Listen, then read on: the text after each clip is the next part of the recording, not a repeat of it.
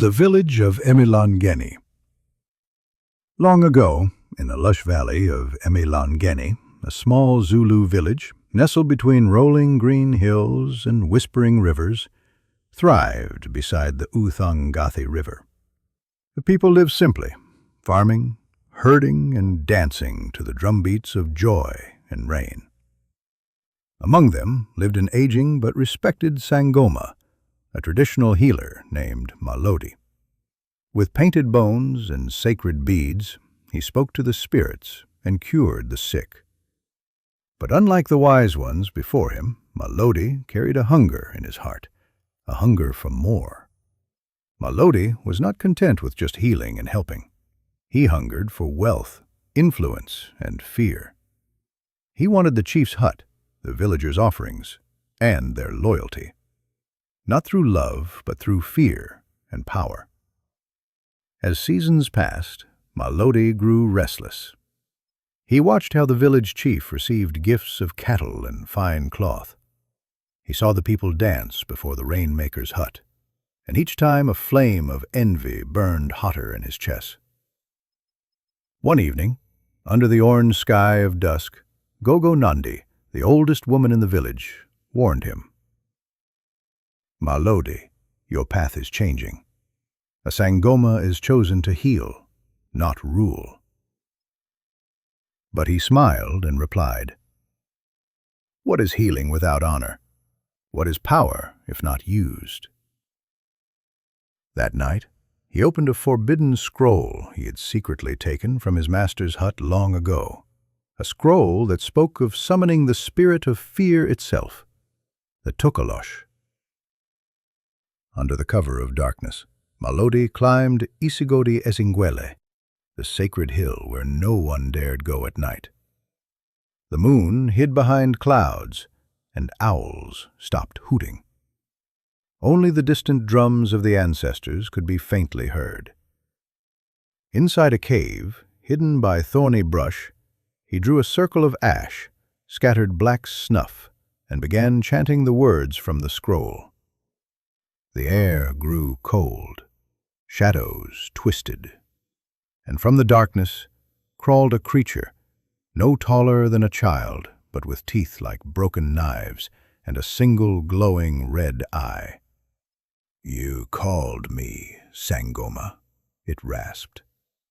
"I am the Tokoloshe. What do you desire?" "I want to be feared," Mahlodi said. "I want the people to bow before me." The Tokoloshe grinned, revealing a mouthful of jagged teeth.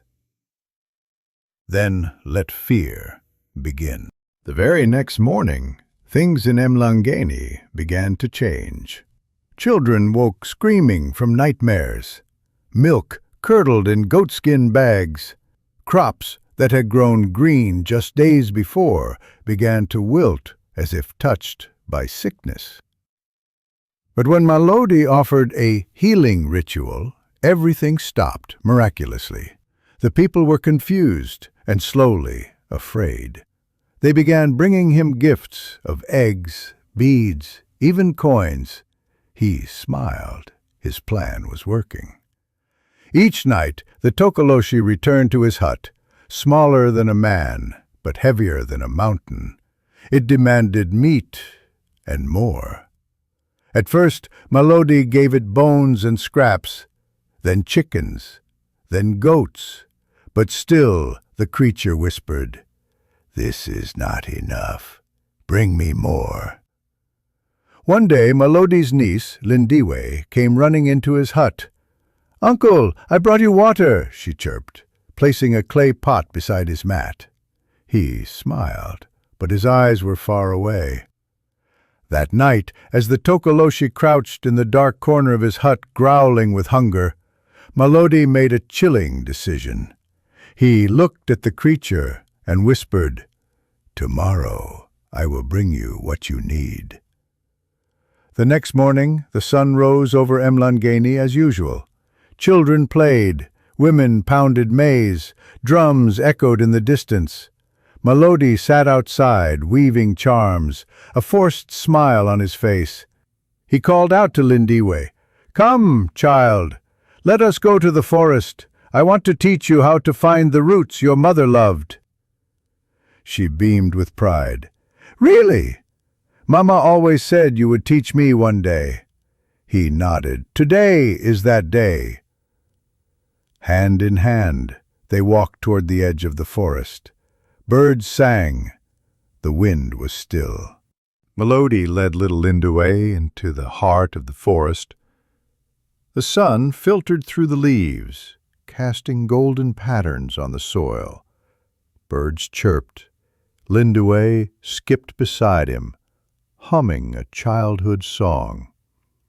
"Are we really going to pick healing roots today, Uncle?" she asked, smiling up at him. Mahlodi nodded stiffly. He couldn't look her in the eye. His hand gripped a leather cord meant to bind her. They reached a large fig tree, sacred and ancient. Here he stopped. "Lindiwe, wait here.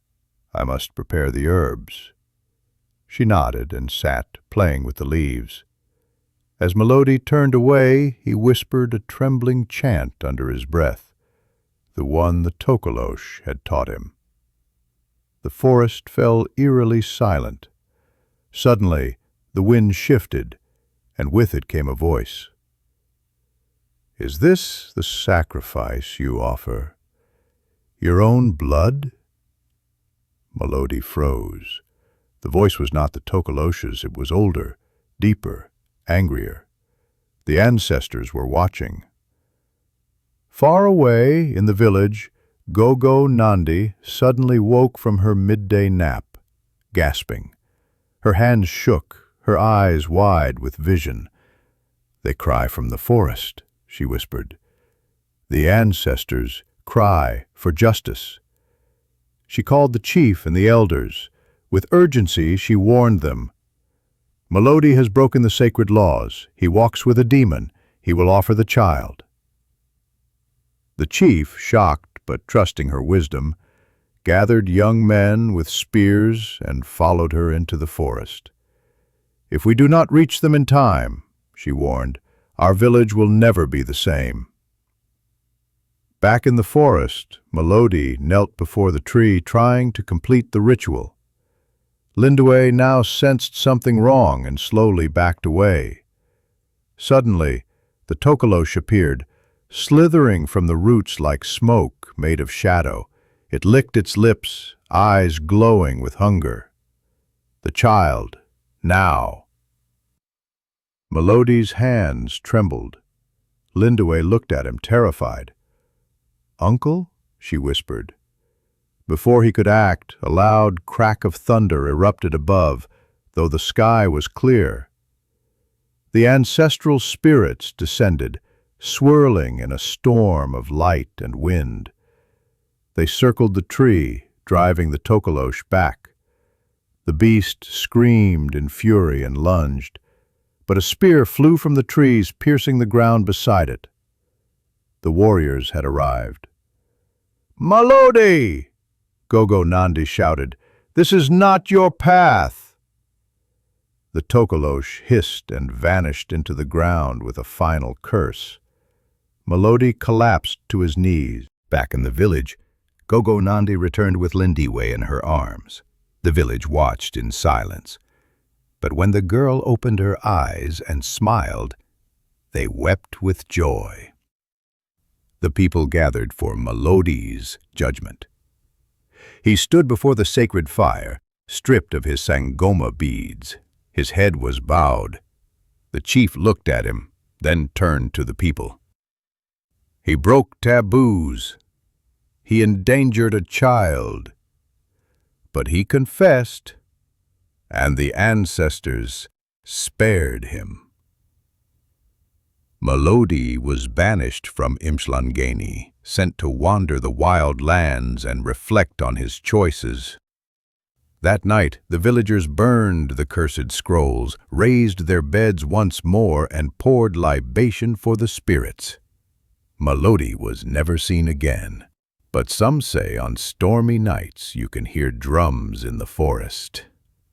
and a whisper of regret riding the wind. End of the story. Moral lesson. This is the tale of Mahlodi, the Sangoma who fed the dark and paid the price. From the Zulu land we learn, greed blinds, power demands, but the ancestors always remember. Let us walk with wisdom and never forget that what we summon may not always return to sleep. Power gained through forbidden means always carries a heavy price. One's duty to family and community should never be sacrificed for personal ambition. The ancestors watch over those who walk in truth and punish those who stray. Thanks for watching. Don't forget to like, subscribe and share our tales to keep African wisdom alive. New stories drop every week, only on OmoLosi TV. Until next time, listen to the wind. It still whispers truth.